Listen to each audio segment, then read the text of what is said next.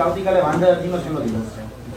વિદ્યાર્થીઓ વાંધા અરજી કરે કે વાંધા અરજી ન કરે, પેલો પ્રશ્ન અમારે આવીને એવું પૂછી દે. કારણ કે 14 તારીખ તમે આપેલી છે વાંધા અરજી, તમારે જે પણ પ્રશ્નમાં તમને જ્યાં ભૂલ લાગે છે ત્યાં વાંધા અરજી કરો. કાં તમે એમાં ટાઈમ લિમિટ વધારો. તમે આની પર જો નિર્ણય લેવાના છો તો તાત્કાલિક ધોરણે એની પર શું લેવાના છો એ કદાચ આજ સુધીમાં તો કાલ સવાર સુધીમાં તમે એનાઉન્સ કરો ને તો વિદ્યાર્થીઓને ખબર પડે કે શું થવાનું. બીજું કે અમે ગતરોજ તમારા માધ્યમથી એવું સાંભળ્યું છે કે ભાઈ તમે એક રિપોર્ટ જે છે રાજ્ય સરકારમાં સબમિટ કર્યો છે, આરોગ્ય વિભાગમાં તમે રિપોર્ટ આપ્યો છે, તો એ રિપોર્ટને અમે એવું ઈચ્છીએ છીએ કે તમે સાર્વજનિક કરો. સાર્વજનિક એટલા માટે કરો કારણ કે જેથી કરીને અમને પણ ખ્યાલ આવે, કારણ કે અમે પણ આ બધાના પીડિત છીએ, તો અમને પણ ખ્યાલ આવવો જોઈએ કે કેવા કયા હોનાર વિદ્યાર્થીઓ છે જેને 100 માંથી 100 આવે છે, 100 માંથી 90 આવે છે, કે 100 માંથી 80 આવે છે. તો અમે એની પાસે ટ્યુશન ક્લાસ લેવા માટે કે સલાહકાર લેવા માટે કે મોટિવેશન લેવા માટે અમે અહીંયા પહોંચી જઈએ. આ હકીકત છે, કારણ કે અમને એવા કેન્ડિડેટની જરૂર છે. કારણ કે અમે ઈચ્છીએ છીએ કે ગુજરાતનું બાળક જે ભણી ગણીને આગળ જ વધે, એમાં ના જ નથી. પણ આમાં અમે સુખદ નિરાકરણ ઈચ્છીએ છીએ. હું આમાં બહુ સ્પષ્ટ રીતે નિરાકરણ આવે ને એવી અમારી ઈચ્છા છે તમારી પાસે. હવે તમે આમાં શું થઈ છે? એ 3 દિવસથી વિરાશી હવે આની ઉપર જ કામ કરી રહ્યા છે. ડેટા કલેક્ટ કરવાનું છે, ડેટા સર્વે બી કરી રહ્યા છે અને સરકારમાં વિભાગ પણ કરી રહ્યા છે. 2-3 વખત મિટિંગો કમિશનર સાથે અને પ્રિન્સિપલ સેક્રેટરી સાહેબ સાથે બી ચાલી અને આ મિટિંગને અંતે સરકાર તેને જેટલી બી જગ્યા સમક્ષ કહેવાનું છે એ મંત્રીશ્રી ખુદ કહેવાનું છે અને જે નિર્ણય છે એ નિર્ણય સરકારથી થાય છે. હજુ 1-2 દિવસ કરવાની છે આખી પ્રક્રિયા કરશે અને ટૂંક સમયમાં જ સરકાર આ વિદ્યાર્થીમાં નિર્ણય આવશે. તમે રેકોર્ડ ફી સબમિટ કર્યા છે તો કેટલા વિદ્યાર્થીઓ એવા છે કે જેને પૂરેપૂરા માર્ક્સ થયા? એ રિપોર્ટ છે અત્યારે રિપોર્ટ પર એનાલિસિસ ચાલુ છે. ત્યાં સુધી તમે કીધું ચલો હું માની લઉં કે કદાચ 100 વિદ્યાર્થીઓ 100 માંથી છે, ચાલો જસ્ટ એક એક્ઝામ્પલ માટે છે. પણ એ ખબર કઈ રીતે પડશે કે મહેનત વાળો છે કે ગેરરીતિ વાળો?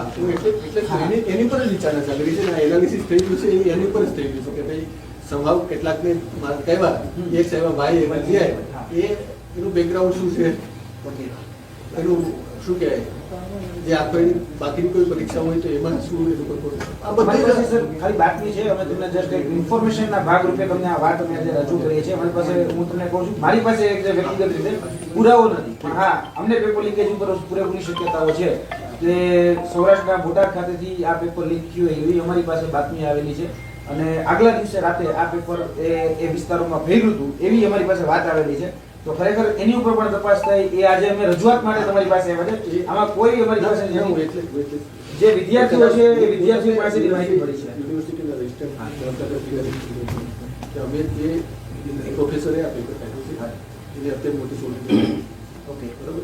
તમને ખબર છે કે સરકારી સિસ્ટમમાં એક આખી પ્રક્રિયા તમારે અનુસરવી પડે. તમારી પાસે કોઈ પણ સમયે આ લીકેજનો કોઈ પણ પુરાવો મોસ્ટ હા, પણ હવે હવે હું તમને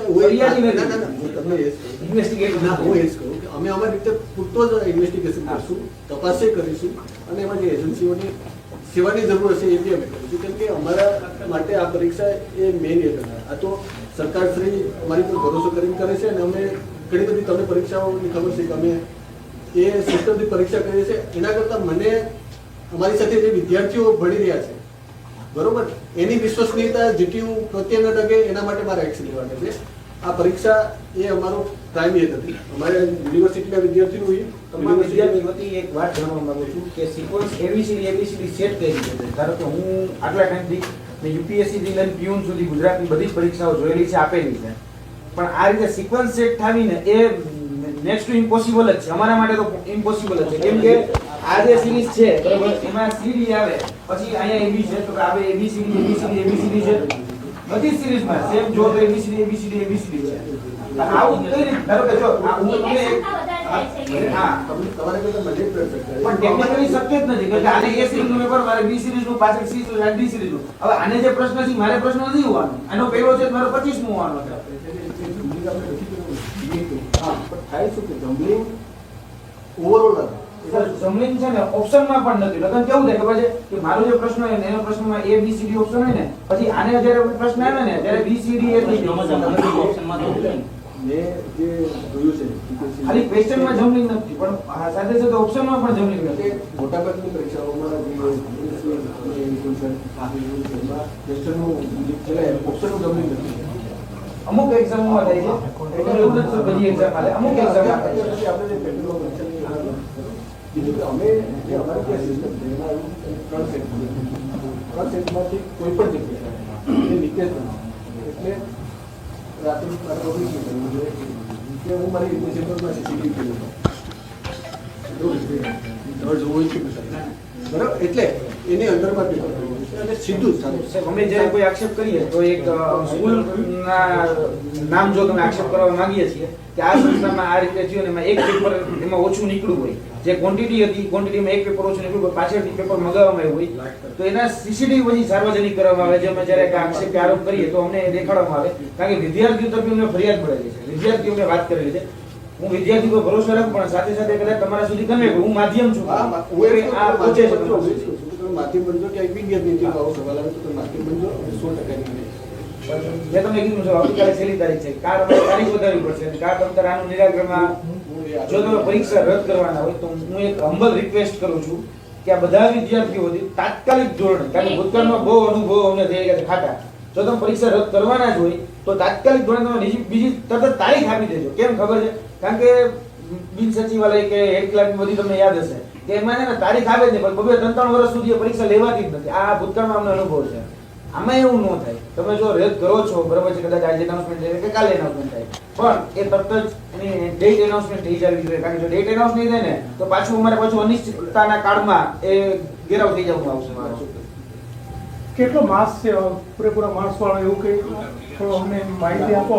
પણ આમાં કે અમે ખોટી માહિતી માંગતા નથી કે માર્ક્સ અને તમને ચાલુ સાહેબ હું સાર્વજનિક કરતો ને વધારે સાર્વજનિક જ્યાં સુધી આપણે પેલું નહીં પબ્લિક ડોમેન માં આવી છે, તમને ક્યાં પડે? કારણ કે અમે 100 રૂપિયા આપણે ફી પેટે ભર્યા છે, અમને ખબર પડે કે અમારો કોમ્પ્યુટર કોણ એવો છે કે જે આટલા સારા હોનારને માર્ક લાવે છે. ના સિક્વન્સ છે ને એ ભૂલથી નથી સુનિયોજિત કરી અને ગુંગળું બધામાં આવ્યું ને એબીસીડી ચારે પેપરમાં છે ને એકાદ પેપરમાં હોય બરાબર છે. એમાં શું થાય તમને જે મારો અનુભવ છે કદાચ કે આઈ મે બી રોંગ તો માની લો કે એક પ્રશ્ન છે એ જો એ સિરીઝ છે ને એ કદાચ બી એ પછી જમ્પિંગ કે 30 થી માની લો કે ફોર એક્ઝામ્પલ તો બરોબર એમાં સી જવાબ બરોબર તો 30 પછી 31 માં ડી પછી 32 માં શું કામ કે જે પેલા પ્રશ્ન હતા એને તો 1 2 3 4 એબીસીડી કરી એટલે બટ ઓબ્વિયસ કે એ પછીની સિક્વન્સ પાછી એ સેટ થઈ જાય બરોબર એટલા માટે. તો હું એવું માની શકું કે પ્રશ્ન પત્ર સેટ કરનારની ભૂલ છે 110 એટલે એ અમને એટલા માટે મેં તમને કીધું કે હવે 3 સેટ મંગાવ્યો એમાં અમારે ખાતાની પેપર ખોલ્યા. હવે હું તમને ટેકનિકલી કહું છું, ટેકનિકલી વાત કરીએ તો પ્રશ્નપત્ર સેટ થયું અને નો ડાઉટ હવે તમે જે કીધું મને મનમાં આવી તો આન્સર કી સેટર જે હતો એને કેમ આ વાત ધ્યાનમાં ધારો કે અમને આ આન્સર કી આવી ગયા રાતમાં તો અમને ખબર પડી ગઈ કે ભાઈ આની અંદર એબીસીડી ચાલે છે, તો આન્સર કી જ્યારે બનતી હતી ત્યારે તો ખબર પડી જવી જોઈતી હતી. તો ત્યારે જ સ્ટોપ થઈ જવું હતું કે આ એટલા માટે કે આપણે આન્સર કી ક્યાં જાય કે પબ્લિક ડોમેનમાં ઓએ માર્કશીટ તો સવારમાં તે જ દિવસે હા એમાં આવી ગઈ છે, એમાં એ તો બહુ સારું કામ છે કે એમાં આવી ગઈ એટલે કોઈ પણ પાછળથી ઓવર ફિલઅપ નથી કરતું એ ખ્યાલ આવી, એમાં હું એપ્રિશિએટ કરું છું આપના વાત. અને બીજું કે તે જ દિવસે રાત્રે ઓએમઆર જે એટેન્ડ થયેલા છે એ ઉપરાંત નોન એટેન્ડ એબસન્ટ એને બી ગન કરીએ છીએ કે કેટલા વિદ્યાર્થીઓની ઓએમઆર છે અનયુઝ બરાબર. પણ હવે જ્યારે આવી જાય ને તે રીતે ટીપીઓ આગળ વધી ગયો. એટલે યુવરાજસિંહ આજે રજૂઆત કરવા આવેલા હતા, એમની રજૂઆત સાંભળવામાં આવી છે અને તેમનું કહેવાનું એવું જ હતું કે ભાઈ આનું જલ્દીથી વિદ્યાર્થીઓના હિતમાં નિરાકરણ આવે અને એ સંદર્ભમાં સરકારશ્રી અને જીટીયુ દ્વારા બી આ અંગે વિચારણા ચાલી રહી છે અને સંપૂર્ણ ડેટા છે અત્યારે અમે એનાલિસિસ કરી રહ્યા છે અને સરકાર લેવલે પણ જુદા જુદા તબક્કે ચર્ચાઓ થઈ છે અને ટૂંક સમયમાં સરકારશ્રી દ્વારા આ અંગે નિર્ણય લેવામાં આવશે. સરકાર સાથે પણ આજે બેઠક હતી, બેઠકમાં શું? હા એટલે બેઠકમાં બધી ચર્ચાઓ થઈ છે અને મંત્રીશ્રી સરકારશ્રીનો નિર્ણય જાહેર કરશે. પેપર કેન્સલ થાય એવી શક્યતા ખરી? હવે એ સરકારશ્રીનો વિષય છે, સરકારશ્રી નિર્ણય કરશે. જીટીયુની જે રોલ હતો એ પરીક્ષા કન્ડક્ટ કરવાનો હતો અને જીટીયુએ જે પરીક્ષા કન્ડક્ટ કરી છે એમાં એક પેપર છે એ અધ્યાપકીય સિક્વન્સમાં જે આન્સર શીટ આપી એ વિષય છે એની સામે યુનિવર્સિટી કાર્યવાહી કરશે અને બાકીનો જે વિષય છે પરીક્ષા અંગેનો એ સરકારશ્રી દ્વારા કરવામાં આવશે. સર, જે રિપોર્ટ બનાવ્યો છે એમાં કોઈ ગેરરીતિ સામે આવી છે? એ અત્યારે એનું એનાલિસિસ ચાલી રહ્યું છે અને એ નિર્ણય અને પેલું બંને સાથે જ જાણ કરવામાં આવશે. પેપર ફોટોનો પણ આક્ષેપ કર્યો છે, એવું કોઈ માહિતી સામે આવી? એટલે એવી કોઈ અત્યારે માહિતી એપેરેન્ટલી આવી નથી કે પેપર ફૂટ્યું હોય, પણ છતાંય બધા જ એંગલથી એ વિષય ચકાસી રહ્યા છે. તો જે કંઈ બી વિગત હશે અને એવું કંઈ થયું હશે તો ડેફિનેટલી એ સંદર્ભમાં નિર્ણય કરવામાં આવશે. સોશિયલ મીડિયામાં એક વ્યક્તિ દાવો કર્યો કે મારું જ પેપર છે અને કીધું એ પ્રમાણે જ આવ્યું. શું એ વ્યક્તિ પેપર કાઢ્યું હતું અને શું એનો દાવા સાચા કે ખોટા? ના, એટલે ઘણી વખત આમાં સોશિયલ મીડિયા ઉપર જુદી જુદી વાતો આવતી હોય, પણ એવું કશું જ એ પહેલું પેપર હતું અને પહેલાં પેપર પછી એણે એ ટ્વીટ કરેલું. પરંતુ કોઈ પણ જગ્યાએથી વિદ્યાર્થીઓની સેન્ટરની કોઈ પણ ફરિયાદ છે એ પેપર અંગે આવી નથી આજ સુધી. એ રિપોર્ટ આખું એનાલિસિસ થઈ જશે એટલે વિગતો આપીશું. એસઆઈટી રચના કરવામાં આવશે કે નહીં? એ સરકારનો નિર્ણય છે, સરકાર જ જાણ કરશે. આપણે આંતરિક રીતે કોઈ તપાસ કરીને કોઈ કરવામાં આવશે? કેમ કે હમણાં જ્યારે રજૂઆત કરી વિદ્યાર્થી નેતાઓ ત્યારે આપણે કબૂલ્યું છે કે 100 થી 110% ગેરરીતિ થઈ છે. હવે જ્યારે આ તપાસની વાત ના ના ના ના મેં ગેરરીતિ થઈ છે એવું નથી કીધું, પેપર કાઢવામાં ભૂલ કરી છે એમ કહું છું. મેં વિદ્યાર્થી નેતાઓને પણ એવું નથી કીધું કે ગેરરીતિ થઈ છે અથવા તો બીજું કશું ગડબડ થઈ છે. જે ભૂલ કરી છે અધ્યાપકે પેપર કાઢવામાં ભૂલ કરી છે. તો એમની વિરુદ્ધ એની સામે યોગ્ય કાર્યવાહી યુનિવર્સિટી કરશે. સર, એ કોઈ અધ્યાપકનું નામ જાહેર કરવામાં આવશે કે ના, એ અમારું નોન કોઈ બી પેપર સેટર હોય કે કોઈ પણ અમે એજન્સી સાથે કામ કરતા હોય ત્યારે NDA સાઇન કરેલું હોય છે અને વિશ્વાસપાત્ર માહિતીમાં આવે છે એટલે એ જાહેર ન થઈ શકે. કાર્યવાહી કરવામાં આવશે અધ્યાપક? એ એના માટે કમિટી કે જે કંઈ બી રચના થશે અને એની સંપૂર્ણ તપાસ કરવામાં આવશે. કે આપને લાગે છે કે આ પ્રકારે પરીક્ષાનું આયોજન થાય છે, ગેરરીતિ અથવા તો પછી કોઈ ભૂલ સામે આવે છે અને આ પ્રકારે એ શિક્ષકનું નામ ગુપ્ત રાખવું કે પછી અન્ય કોઈ કાર્યવાહી ન કરવાનું અત્યારે વિચારવું યોગ્ય છે? ના, કાર્યવાહી ન કરવાનું કહેતું જ નથી. યોગ્ય કાર્યવાહી થશે. જ્યાં ભૂલ હશે ત્યાં એ પણ એને કહેવામાં આવશે અને જે કંઈ બી નિયમ અનુસારની સરકારી અધ્યાપક છે તો સરકારી અધ્યાપકને લગતી જે કંઈ બી કાર્યવાહી છે યુનિવર્સિટી કરશે. સાહેબ, સરકાર સાથે બેઠક હતી, આ અધ્યાપકની પણ વિષય ચર્ચાયો છે.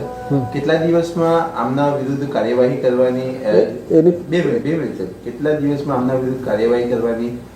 ઇન્વેસ્ટિગેશન ટીમ છે એ કેવી બનાવવાની, કેટલા સભ્યોની બનાવવાની, આ પણ તમે બ્રીફ તો મૂક્યું છે સરકાર ના, એટલે અત્યારે જે આ વિષય આખો જે પેપરમાં જે છે એ પેપરમાં કેવી રીતે થયું અને કેટલી જગ્યાએ આવું થયું છે આ બધી જ બાબતોની તપાસ થઈ રહી છે. ઓલો વિષય પણ તરત જ એ પછી હાથ ઉપર લેવામાં આવશે. આ ઘટનાએ લગભગ 4 થી 5 દિવસ થઈ રહ્યા છે, બહાર ચાલી રહી છે.